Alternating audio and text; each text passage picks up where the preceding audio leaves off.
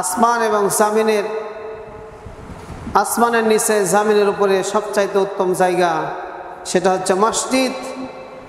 এই মসজিদে আসার মতো আল্লাহ সুবহানাহু ওয়া তাআলা আমাদেরকে তৌফিক এনায়েত করলেন। সে আল্লাহর শানে শুকরিয়া আদায় করে সকলে বলছে আলহামদুলিল্লাহ। দরুদ সালাম বর্ষিত হোক সে নবীর প্রতি যিনি হলেন সর্বকালের সর্বযুগের সর্বশ্রেষ্ঠ মহামানব। সে নবীর প্রতি দরুদ সালাম পেশ করছি। সকলে বলছে সাল্লাল্লাহু আলাইহি ওয়াসাল্লাম।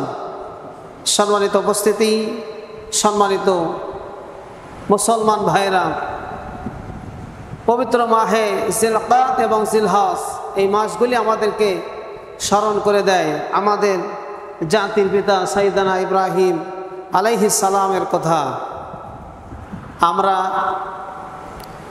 পরপর জুমাগুলিতে আলোচনা করেছি এবং ধারাবাহিক আলোচনা চলছে আমাদের জাতির পিতা সাইয়েদানা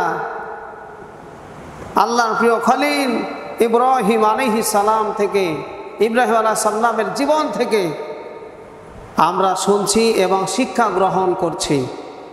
আল্লাহ সুবহানাহু ওয়া তাআলা এই শোনা এবং শিক্ষা গ্রহণ করার মাধ্যমে, বাস্তব জীবনে প্রতিপালন করার মাধ্যমে আল্লাহ সুবহানাহু ওয়া তাআলা আমাদেরকে জান্নাতি মানুষ হিসাবে কবুল করুন। সকলে বলুন আমিন। সম্মানিত প্রিয় ভাইরা, সম্মানিত মুসলমান ভাইরা, আল্লাহর প্রিয় খলিল হযরত ইব্রাহিম আলাইহিস সালাম, আল্লাহ সুবহানাহু ওয়া তাআলা তাকে অনেক পরীক্ষা নিয়েছিলেন।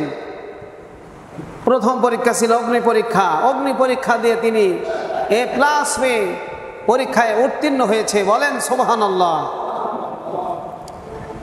দ্বিতীয় পরীক্ষা ছিল তার প্রাণ প্রিয় সন্তান এবং প্রিয়তমা স্ত্রী বিসর্জন, অর্থাৎ স্ত্রী এবং সন্তানকে দীর্ঘদিন পরে সন্তান পরে এই সন্তানকে আবার তিনি এমন জায়গাতে রেখে এসেছেন যেখানে পানির ব্যবস্থা নেই, খাবারের ব্যবস্থা নেই, বসবাসের জায়গা নেই, ঠিক সেখানে রেখে এসেছেন।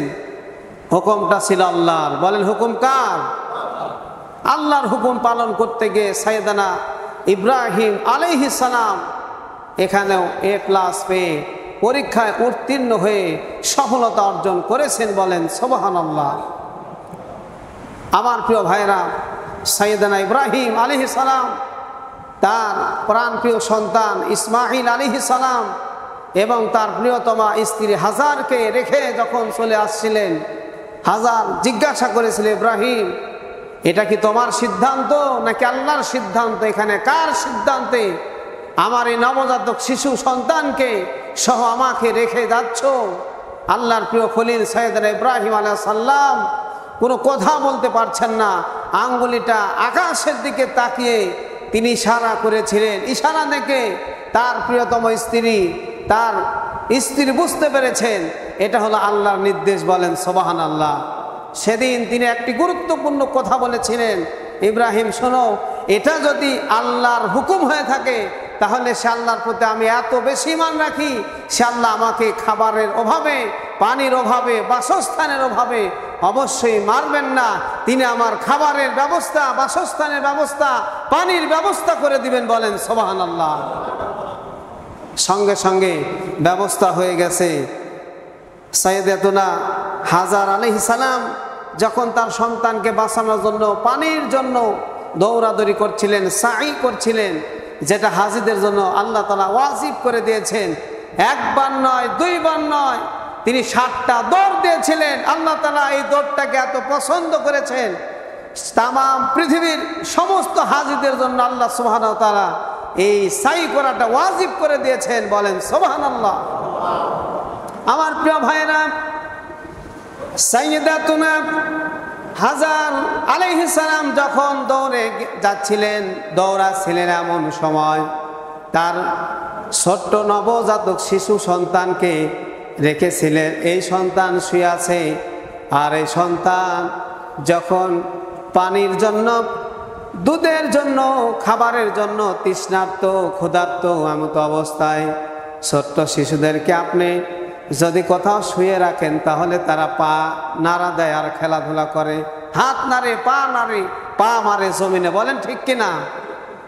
এইভাবে হযরত ইসমাইল আলাইহিস সালাম যখন পা দিয়ে খেলাধুলা করছেন অথবা পা নাড়াচাড়া করছেন, আল্লাহ তাআলা বলেন সাইয়েদানা হাজার আলাইহিস সালামের দৌড়াদৌড়ি, সাইয়েদাতুনা হাজার আলাইহিস সালামের দৌড়াদৌড়ি আমার রহমতের দরিয়ায় জোশ লেগে গেছে। আমার প্রিয় গোলাম, প্রিয় বান্দা সাইয়েদানা ইসমাইল আলাইহিস সালাম যে পা দিয়ে জমিনে মারে, জিবরাইল ওই পা থেকে তুমি পানির ব্যবস্থা করে দাও। পা থেকে পানির ব্যবস্থা হয়ে গেল, যেটা হচ্ছে জমজম কূপ হিসাবে আমরা চিনি। বলেন সুবহানাল্লাহ, আবার বলুন সুবহানাল্লাহ। পানির ব্যবস্থা হয়ে গেল, খাবারের ব্যবস্থা হয়ে গেল, বাসস্থানের ব্যবস্থা হয়ে গেল। ব্যবস্থা করেছেন কে? ব্যবস্থা করার মালিক কে? খাবার দেওয়ার মালিক কে? বাসস্থান দেওয়ার মালিক কে? কেউ যেটা পারে না পারে কে? কেউ যেটা দেয় না দেয় কে? কেউ যেটা বোঝে না বোঝেন কে? আল্লাহ তাআলা খাবারের ব্যবস্থা করে দিলেন, পানির ব্যবস্থা করে দিলেন, বাসস্থানের ব্যবস্থা করে দিলেন। বলেন সুবহানাল্লাহ, সুবহানাল্লাহি ওয়া বিহামদি। আল্লাহর শুকরিয়া আদায় করে আপনি শেষ করতে পারবেন না। আমার প্রিয় ভাইরা, দীর্ঘদিন যাবৎ আল্লাহর নির্দেশ ক্রমে সাইয়েদনা ইব্রাহিম আলাইহিস সালাম তার সন্তান এবং স্ত্রীকে ফিরে আনলেন। স্ত্রী সন্তান একত্রিত হয়ে বসবাস করছেন। ইন দি মিন টাইম আল্লাহর পরীক্ষা এখনো শেষ হয় নাই। নাম্বার 3 পরীক্ষা শুরু হয়ে গেল। ইব্রাহিম আলাইহিস সালাম এবং তার সন্তান ইসমাঈল আলাইহিস সালাম একসঙ্গে বসবাস করছেন, ওঠা বসা করছেন, চলাফেরা করছেন। ইন দি মিন টাইম আল্লাহর পক্ষ থেকে পরীক্ষা শুরু হয়ে গেল। আমার প্রিয় ভাইরা, একটি পরিবার যত কথা বলেছেন সমস্ত কথা আল্লাহ সুবহানাহু ওয়া তাআলা এই কোরআনে তুলে ধরেছেন। তাদের সাথে যারা কথা বলেছেন সেই কথাও আল্লাহ তাআলা কোরআনে তুলে ধরেছেন। বলেন সুবহানাল্লাহ। আল্লাহ নবী ইব্রাহিম আলাইহিস সালাম যত কথা বলেছেন সমস্ত কথা আল্লাহ তাআলা কোরআনের আয়াত হিসাবে কোট করে দিয়েছেন। বলেন সুবহানাল্লাহ। ইসমাঈল এবং ইব্রাহিম আলাইহিস সালাম তারা পিতা এবং ছেলে একসঙ্গে উঠা বসা করেছেন, চলাফেরা করেছেন। সেই কথাটা আল্লাহ তাআলা কোরআনে লিপিবদ্ধ করে দিয়েছেন, কোরআনে আমাদের জন্য গাইড বুক হিসাবে লিখে দিয়েছেন। বলেন সুবহানাল্লাহ। আয়াত হিসাবে নাজিল করে দিয়েছেন। বলেন সুবহানাল্লাহ। রব্বুল আলামিন বলেন ফালাম্মা বালাগা মা'আস সা'য়া ক্বালা ইয়া বুনাইয়া ইন্নী আরা ফিল মানাম। আমার প্রিয় ভাইরা, তার সন্তান এবং ইব্রাহিম যখন একসঙ্গে চলাফেরা করছেন, ইন দি মিন টাইম আল্লাহ তাআলা ইব্রাহিমকে স্বপ্নে দেখাচ্ছেন, তোমার প্রিয় বস্তুকে কোরবানি করো, তোমার প্রিয় জিনিসটাকে কোরবানি করো। আল্লাহর প্রিয় খলিল ইব্রাহিম আলাইহিস সালাম তার প্রিয় জিনিসকে কোরবানি করবেন। প্রিয় জিনিসটা কি? আল্লাহকে খুশি করার জন্য তিনি ডুম্বা কুরবানি করলেন, আল্লাহকে খুশি করার জন্য তিনি উট কুরবানি করলেন। আমার প্রিয় ভাইরা, আল্লাহ তাআলা স্বপ্ন দেখাচ্ছেন। সাইয়েদনা আল্লাহর প্রিয় খলিল ইব্রাহিম আলাইহিস সালাম চিন্তা করলেন, আমার প্রিয় জিনিস ইসমাইল ছাড়া তো এই মুহূর্তে আর কিছু নাই। বলেন সুবহানাল্লাহ। আল্লাহ কি আমার কাছ থেকে আমার প্রিয় কলিজার টুকরা ইসমাইলকে চাচ্ছেন নাকি? রব্বুল আলামিন ওই কথাটা কোরআনে কারিমে ঘোষণা দিয়েছেন। ফালাম্মা বালাগা মা'আস সা'য়া ক্বালা ইয়া বুনাইয়া ইন্নী আরা ফিল মানাম। সন্তান এবং পিতা একসঙ্গে চলাফেরা করতে গিয়ে পিতা সন্তানকে জিজ্ঞাসা করছে, হে কলিজার টুকরা, হে বৎস, আল্লাহ তাআলার জন্য আমি তোমাকে কুরবানি করতে চাই, তোমার এখানে মতামতটা কি তুমি বলো? আমি তোমাকে আল্লাহর রাস্তায় জবাহ করতে চাই, তোমার মতামতটা বলো। ওই সময় আমাদের মতো সন্তান হলে কথা বলতো। সন্তান জন্মগ্রহণ করার সঙ্গে সঙ্গে বনবাসে দিয়েছিলেন, মরুভূমিতে রেখে এসেছিলেন, যেখানে পানির ব্যবস্থা নাই, খাবারের ব্যবস্থা নাই, সেখানে কষ্ট করে আমার মায়ের সাথে কষ্ট করে ফিরে আসলাম। আবার তুমি জবাহ করতে চাচ্ছ? তুমি তো কসাই, বলেন ঠিক কিনা? তুমি আবার জবাহ করতে চাচ্ছ। সন্তান কিছুই বললেন না, বরং তিনি বললেন ক্বালা ইয়া আবাতি ফাআল মা তু'মারু সাতাজিদুনি ইনশাআল্লাহু মিনাস সাবিরিন। ইসমাইল আলাইহিস সালাম বললেন, হে পিতা, হে আব্বাজান, আপনি যা স্বপ্নে দেখেছেন আপনি তাই করুন। বলেন সুবহানাল্লাহ। আপনি যা স্বপ্নে দেখেছেন আপনি সেটাই করুন। অবশ্যই অবশ্যই আমাকে ধৈর্যশীলদের মধ্যে পাবেন। জোরে বলেন সুবহানাল্লাহ। ইসমাইল আলাইহিস সালাম বললেন, সাতাজিদুনি ইনশাআল্লাহু মিনাস সাবিরিন। অবশ্যই অবশ্যই ইনশাআল্লাহ, আল্লাহ যদি চায় অবশ্যই আমাকে ধৈর্যশীলদের মধ্যে পাবেন। বলেন সুবহানাল্লাহ। কেমন সন্তান, কেমন পিতা, আর কেমন তার স্ত্রী, তারা তাদের গোটা পরিবারকে আল্লাহর জন্য আল্লাহর রাস্তায় বিলে দিয়েছেন। বলেন সুবহানাল্লাহ। আমার প্রিয় ভাইরা, সম্মানিত উপস্থিতি, এইভাবে সন্তান যখন বলেছে, সন্তানের কথা শুনে সাইয়েদনা ইব্রাহিম আলাইহিস সালাম, আল্লাহর প্রিয় খলিল, তার সন্তান ইসমাইল আলাইহিস সালামকে কোরবানি করার জন্য প্রস্তুতি নিয়েছেন, কোরবানি করার জন্য নিয়ে যাচ্ছেন। ইন দি মিন টাইম সন্তান চিন্তা করেছে, কি পরিবার গো, সন্তানকে যা বলে তাই শুনে, স্ত্রীকে যা বলে তাই শুনে, এদেরকে তো পথভ্রষ্ট করা যায় না। পথভ্রষ্ট করার জন্য এবার শয়তান এসে কানে কানে ইসমাইলকে ধোঁকা দেওয়ার চেষ্টা করেছে। তার প্রিয়তম স্ত্রী ইব্রাহিম আলাইহিস সালামের প্রিয়তম স্ত্রী হাজারকে সে কানে কানে বলেছে, একটি সন্তান, এটাকে জব করার জন্য নিয়ে যাচ্ছে, তুমি কি কিছু বলছো না? এটাকে তো জব করে ফেলবে, তোমার একটি নারী ছিলা, কলিজার টুকরা, তাকে জব করবে, আর তুমি কিছু বলছো না। এই সময় হাজার যে কাজটা করেছিল, ওই শয়তানকে তাড়ানোর জন্য কঙ্কর নিক্ষেপ করেছিল। হাজিরা ওই কাবা ঘরের চত্বরের মধ্যে, কাবা ঘরের ভিতরে হাজি সাহেব পৃথিবীর যত মানুষেরা হজ করতে যায় সকলের জন্য ওই শয়তানকে কঙ্কর নিক্ষেপ করা ওয়াজিব করে দিয়েছেন কে?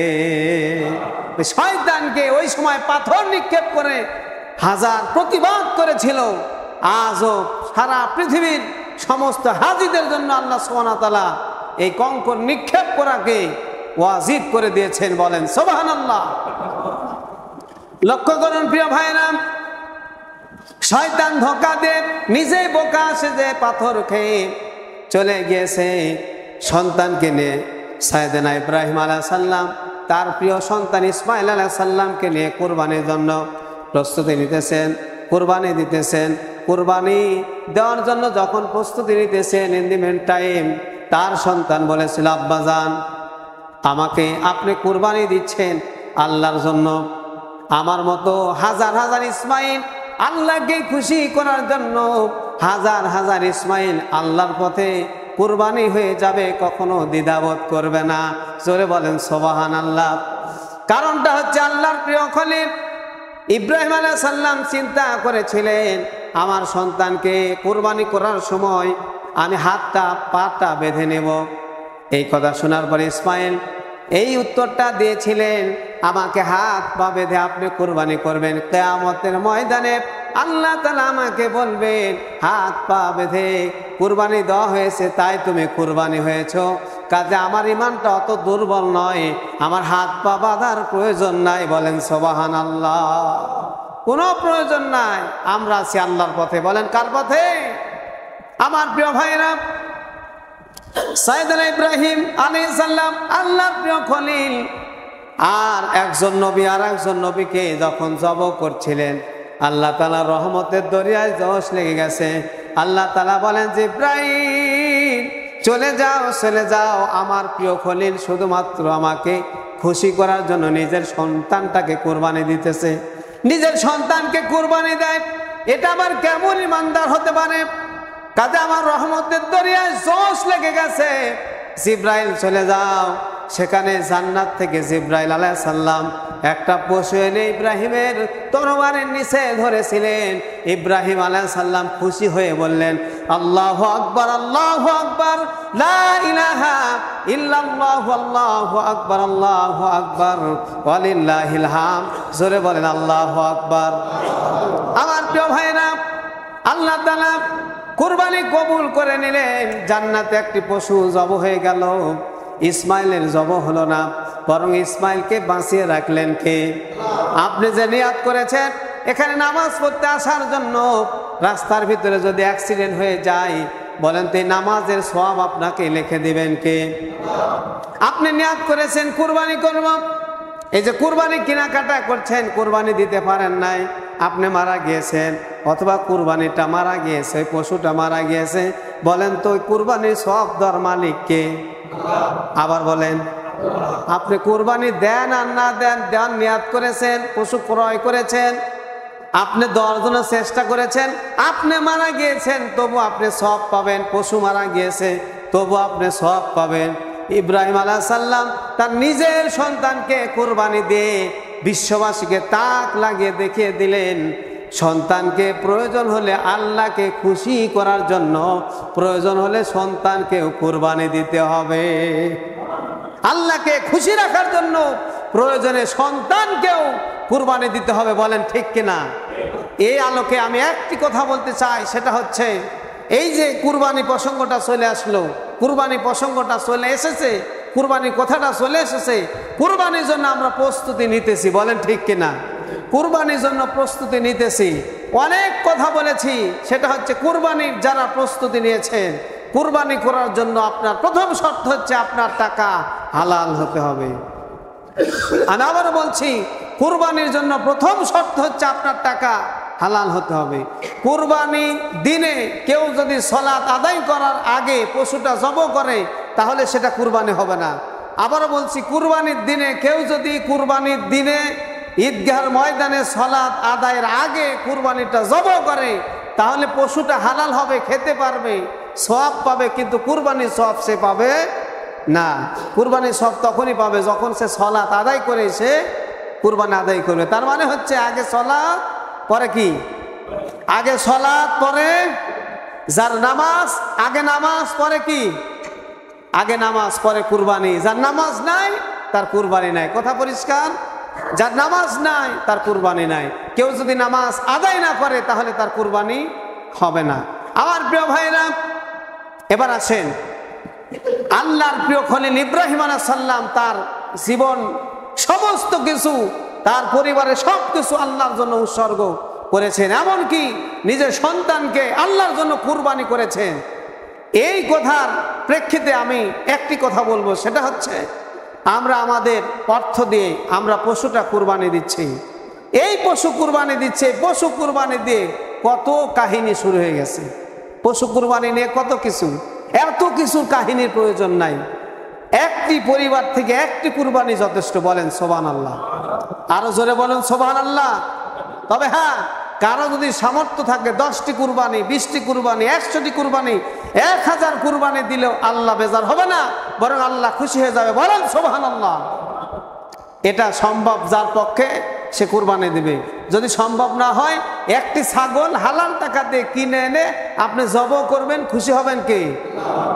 এত বড় গরু কিনতে হবে, এত কেজি গরু গোশালা দেখে কিনতে হবে, এত এত এত এত অত কাহিনীর কোনো দরকার নাই। কুরবানির গরুর নাম দিয়েছে তাহেরি, আছে না নাই?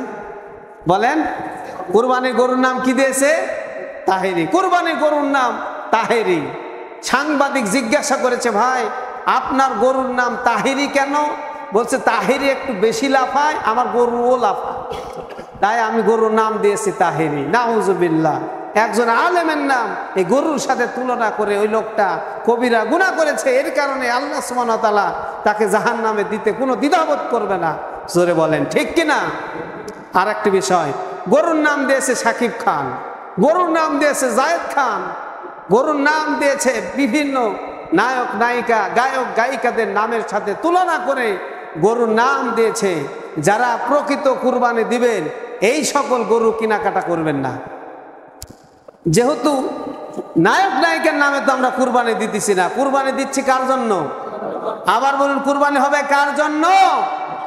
কাজে আল্লাহর জন্য কুরবানি দিতেছি, এখানে ফাজলামি করার কিছু নাই। এটা হবে একমাত্র খালেস নিয়াতে, একমাত্র আল্লাহর জন্য। এটা গেল একটা বিষয়। আর একটি বিষয় কুরবানি করতে হবে, আর একটি বিষয়, সেটা হচ্ছে যে আমরা কুরবানির পরে, গোশত খাওয়ার পরে আমরা তরল জাতীয় পানি খাওয়া নিয়ে ব্যস্ত। ঠান্ডা জাতীয় কিছু তরল পানি খেয়ে থাকি, পানিও খেয়ে থাকি।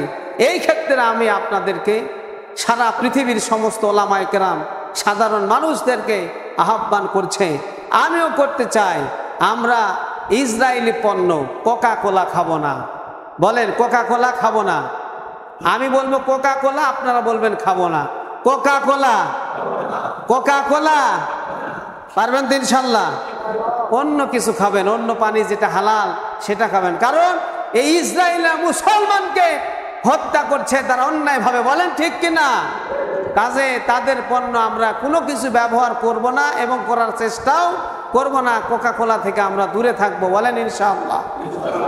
আমার প্রিয় ভাইরা, এবার আরেকটি বিষয় আলোচনা করব, সেটা হচ্ছে আল্লাহ তাআলা যতগুলি মাস সৃষ্টি করেছেন, আল্লাহ তাআলা যতগুলি দিন সৃষ্টি করেছেন, আল্লাহ তাআলা যতগুলি রাত সৃষ্টি করেছেন, এই সকল মাস, এই সকল দিন, এই সকল রাতের মধ্যে কিছু উত্তম রাত, উত্তম দিন, উত্তম সময় আল্লাহ তাআলা বান্দার গুনাহ মাফের জন্য সৃষ্টি করেছেন, তৈরি করে দিয়েছেন, শুধুমাত্র বান্দার গুনাহ মাফের জন্য।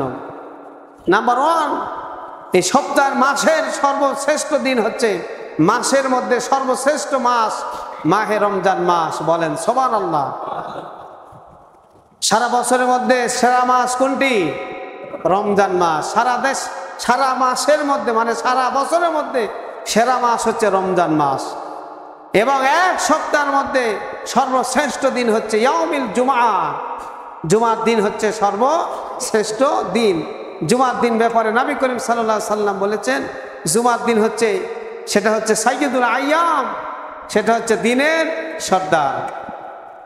আর বছরের মধ্যে শ্রেষ্ঠ রাত লাইলাতুল কদরের রাত, জোরে বলেন সুবহানাল্লাহ। রব্বুল আলামিন বলেন, লাইলাতুল কদরি খায়রুম মিন আলফি শাহর। আল্লাহ তাআলা বলেন লাইলাতুল কদর রাত্রি হচ্ছে 1000 রাত্রির সমান এবং তার চাইতে উত্তম, বলেন সুবহানাল্লাহ। লাইলাতুল কদর রাত হচ্ছে সারা বছরে যত রাত আছে সমস্ত রাতের মধ্যে সেরা রাত হচ্ছে লাইলাতুল কদরের রাত, বলেন সুবহানাল্লাহ। এবার আসেন দিন। সারা বছরের মধ্যে যত দিন আছে সমস্ত দিনের মধ্যে সেরা দিন হচ্ছে ইয়াউমুল আরাফা। ইয়াউমুল আরাফা হচ্ছে সর্বশ্রেষ্ঠ দিন, বলেন সুবহানাল্লাহ। সবাই বলেন সুবহানাল্লাহ। ইয়াউমুল আরাফা হচ্ছে বছরের সেরা দিন। এই দিনে আল্লাহ নবী সাল্লাল্লাহু আলাইহি সাল্লাম বলছেন, এই দিনে আল্লাহ তাআলা যত বান্দাকে ক্ষমা করেন অন্য কোনো দিনে এত বেশি ক্ষমা করেন না, বলেন সুবহানাল্লাহ। আমার প্রিয় ভাইরা, আল্লাহ নবী সাল্লাল্লাহু আলাইহি সাল্লাম এই দিনে একটা আমল করতেন এবং তিনি বলে গিয়েছেন, আমলটা করেছেন, একটা দোয়া পড়তেন। দোয়াটা হচ্ছে লা ইলাহা ইল্লাল্লাহু ওয়াহদাহু লা শারীকা লাহু লাহুল মুলকু লাহুল হামদু ওয়া হুয়া আলা কুল্লি শাইইন কাদির। অনেকেরই জানা আছে, যদি জানা না থাকে মুখস্থ করে নেবেন দোয়াটা। আমি আবারও বলছি, আল্লাহ নবী ইয়াউমুল আরাফাতে এই দোয়াটা বেশি বেশি করতেন, লা ইলাহা ইল্লাল্লাহু ওয়াহদাহু লা শারীকা লাহু লাহুল মুলকু লাহুল হামদু ওয়া হুয়া আলা কুল্লি শাইইন কাদির। জানা আছে তো? অনেকে জানা আছে। ইয়াউমুল আরাফা, ইয়াউমুল আরাফার দিনে এই দোয়াটা বেশি বেশি পড়বেন। আল্লাহ নবী সাল্লাল্লাহু আলাইহি সাল্লাম এই দিনে বেশি বেশি এই দোয়াটা পড়তেন, এই দোয়া পড়তেন। কাজে আমরাও এই দোয়াটা পড়ার চেষ্টা করব, বলেন ইনশাআল্লাহ। সকলে বলুন ইনশাআল্লাহ। এবং এই দিনের আমল আছে। আমলটা হচ্ছে কি, অনেকে এই যে জিলহজ মাসের 1 থেকে 10 তারিখ পর্যন্ত 10টা রোজা রাখা সুন্নাত, বলেন সুবহানাল্লাহ। 1 থেকে 10 তারিখ পর্যন্ত 10টা রোজা রাখা সুন্নাত। এটা যদি কেউ সম্ভব, কারো যদি সম্ভব না হয়, তাহলে কমপক্ষে ইয়াউমুল আরাফা এই দিনে রোজা রাখা। আল্লাহ নবী সাল্লাল্লাহু আলাইহি সাল্লাম বলেছেন এই দিনে রোজা রাখা হচ্ছে সুন্নাত। এই দিনে যদি কেউ রোজা রাখে, তিরমিজি শরীফের 1162 নম্বর হাদিস আল্লাহ নবী সাল্লাল্লাহু আলাইহি ওয়াসাল্লাম বলেছেন, ইয়াউমিল আরাফার দিনে যদি কেউ রোজা রাখে, আল্লাহ নবী সাল্লাল্লাহু আলাইহি ওয়াসাল্লাম বলেছেন, আমি আশা করছি একটি রোজার বিনিময়ে আল্লাহ তাআলা আগের বছর এবং পরের এক বছরের জীবনের সমস্ত গুনাহ মাফ করে দিবেন। অনেকে সুবহানাল্লাহ বলতে পারেন নাই, আমি আবারও বলছি, আল্লাহ নবী সাল্লাল্লাহু আলাইহি ওয়াসাল্লাম বলেছেন তিরমিজির হাদিসে 1162 নম্বর হাদিসে আল্লাহ নবী সাল্লাল্লাহু আলাইহি ওয়াসাল্লাম বলেছেন, কেউ যদি এই দিনে ইয়াউমিল আরাফার দিনে রোজা রাখে, আল্লাহ তাআলা খুশি হয়ে তার জন্য কি বিনিময় দিবেন, কি দাম দিবেন, সেটা আল্লাহ নবী সাল্লাল্লাহু আলাইহি ওয়াসাল্লাম বলেছেন, আমি আশা করছি আল্লাহ তাআলা একটি রোজার বিনিময়ে আগের এক বছর পরের এক বছরের সমস্ত সগীরা গুনাহ মাফ করে দিবেন। আমার প্রিয় ভাইরা, এই জন্য এই দিন সর্বোত্তম দিন, কারণ এই দিনে পৃথিবীর যত হাজী সাহেব হজ করতে গিয়েছে, নারী পুরুষ সবাই সিলাইবিহীন কাপড় পরে মুজদালিফায় অবস্থান করে আরাফার ময়দানে তারা এই ধুলা মাখা শরীর নিয়ে, উস্কো শুষ্ক চেহারা নিয়ে একবারে আল্লাহর উপরে, আল্লাহর কাছে হাজিরা দিয়েছে। বলেন সুবহানাল্লাহ। তারা কি বলছে? তারা মুখ দিয়ে তালবিয়া পাঠ করছে। তারা এইভাবে বলছে, লাব্বাইক আল্লাহুম্মা লাব্বাইক, লাব্বাইক লা শারীকা লাকা লাব্বাইক, ইন্নাল হামদা ওয়ান নি'মাতা লাকা ওয়াল মুলক লা শারীকা লাক। আপনারা কি জানেন? না জানলে মুখস্থ রাখবেন, কারণ আমাদের তো ইচ্ছা আছে, আমাদের ইচ্ছা আছে আল্লাহ যেন আমাদের জীবনে একবার হলেও হজ কবুল করেন। বলেন আমিন। অনেকে বলছে যে গরিব হয়েছে আমি আমিনও ধরবো না, হজও করব না। আমি দোয়া করি আল্লাহ যেন সবাইকে হজ করার তৌফিক দেন। বলেন আমিন। লাব্বাইক আল্লাহুম্মা লাব্বাইক, লাব্বাইক লা শারীকা লাকা লাব্বাইক, ইন্নাল হামদা ওয়ান নি'মাতা লাকা ওয়াল মুলক লা শারীকা লাক। আল্লাহ বলছেন শুধু হজ করবে, তোমার হজ কবুল হবে না, আগে স্বীকৃতি দাও। আমরা বললাম লা শারীকা লাক, আমরা তোমার সাথে কাউকে শরীক করি না, কাউকে অংশীদারি স্থাপন করি না। আল্লাহ বলছেন তাহলে তোমার হজ আমি কবুল করে নিলাম। বলেন সুবহানাল্লাহ। এই দিনে যে সকল হাজিরা এই কথা বলেছেন, লাব্বাইক আল্লাহুম্মা লাব্বাইক, লাব্বাইক লা শারীকা লাকা লাব্বাইক, ইন্নাল হামদা ওয়ান নি'মাতা লাকা ওয়াল মুলক লা শারীকা লাক। আল্লাহর নবী বলেন তার জীবনের সমস্ত গুনাহ আল্লাহ মাফ করে দেবে, সব গুনাহ আল্লাহ মাফ করে দিবেন। এবং এই দিনে আল্লাহ যত মানুষকে ক্ষমা করেছেন, অন্য কোনো দিনে আল্লাহ তো মানুষকে ক্ষমা করেন না। তাহলে আমরা কি শিখলাম? আমরা শিখলাম বছরের সেরা মাস পেলাম, সেটা হচ্ছে রমজান মাস। বছরের সেরা মাস রমজান মাস। বছরের সেরা দিন সেটা হচ্ছে ইয়াউমিল আরাফা। বছরের সেরা দিন ইয়াউমিল আরাফা। আরাফার দিন হচ্ছে বছরের সেরা দিন। বছরের সেরা রাত লাইলাতুল কদর। বছরের সেরা রাত কি? লাইলাতুল কদর। সপ্তাহের মধ্যে সেরা দিন ইয়াউমিল জুমআ, আজকের দিন। বলেন ঠিক কিনা? আজকের দিন হচ্ছে কিসের কি সেরা? সব চাইতে সেরা। আসমানের নিচে জমিনের উপরে সব চাইতে সেরা জায়গা হচ্ছে মসজিদ। সবচাইতে সেরা জায়গা কি? এবার আসেন, আল্লাহ তাআলা যত মানুষ সৃষ্টি করেছেন তার মধ্যে সবচাইতে সেরা মানুষ হলেন মুহাম্মদ সাল্লাল্লাহু আলাইহি সাল্লাম। আল্লাহ তাআলা যত কিতাব দিয়েছেন তার মধ্যে সবচাইতে সেরা কিতাব হলো কোরআনুল কারীম। জোরে বলেন সুবহানাল্লাহ। আল্লাহ তাআলা যত উম্মত সৃষ্টি করেছেন তার মধ্যে সেরা উম্মত হলো উম্মতে মুহাম্মাদী। তার মানে আমরা, জোরে বলেন সুবহানাল্লাহ, আমরা হলাম সেরা উম্মত, নবীর সেরা উম্মত। সর্বপ্রথম আল্লাহর নবী যাবেন জান্নাতে। বলেন সুবহানাল্লাহ। সর্বপ্রথম তিনি জান্নাতি দ্বার উন্মুক্ত করবেন। আর যতগুলি মানুষ জান্নাতে যাবেন, যতগুলি মানুষ জান্নাতে যাবেন তার 3 ভাগের 2 ভাগ যাবে উম্মতে মুহাম্মাদী। বলেন সুবহানাল্লাহ। এই জন্য সর্বপ্রথম যে সকল মানুষ জান্নাতে যাবে নবীর পরে তারা হলো উম্মতে মুহাম্মাদী। আল্লাহ আমাদের সবাইকে সে জান্নাতি হিসাবে কবুল করুন। সকলে বলুন আমিন। আবারও বলুন আমিন। পরিশেষে আমি আপনাদের সবাইকে ইয়াউমিল আরাফা বলেছেন, সুন্দর একটা প্রশ্ন করেছেন। ইয়াউমিল আরাফা, ইয়াউমিল আরাফা হচ্ছে 9 জিলহজ, জিলহজ মাসের 9 তারিখকে বলা হয় ইয়াউমিল আরাফা। কিন্তু এই ইয়াউমিল আরাফা নিয়ে আমাদের দেশে মতানক্য আছে, মতভেদ তৈরি হয়ে যায়। সেটা হচ্ছে আমাদের দেশে যেদিন ইয়াউমিল আরাফা বা 9 তারিখ 9 জিলহজ, ঠিক সে সময় সৌদি আরবে কুরবানি হয়। বলেন ঠিক কিনা?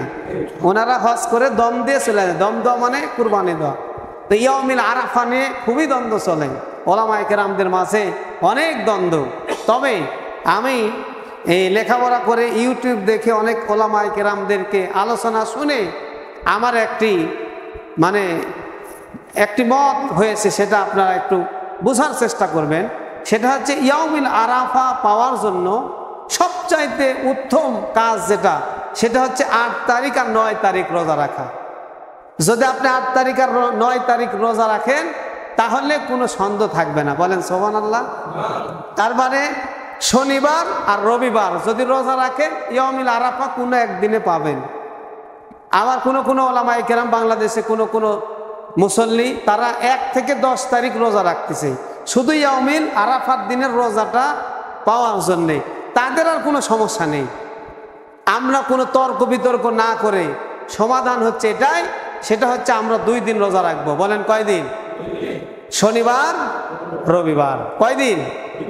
তাহলে আর কোনো ঝামেলা নাই, কোনো দ্বন্দ্ব নাই, গন্ডগোল নাই, কিছুই নাই। যে কোনো একদিন আপনার ভাগ্যে হয়ে যাবে। যদি হয় তাহলে 1 বছর, সামনের 1 বছর, পরের 1 বছরে গুনাহ মাফ করবেন কে? আল্লাহ তাআলা আমাদের সবাইকে এই শনিবার আর রবিবার রোজা রাখার তৌফিক দান করুন। সকলে বলুন আমিন। আখিরু দাওয়ানা আলহামদুলিল্লাহি রাব্বিল আলামিন। আসসালামু আলাইকুম।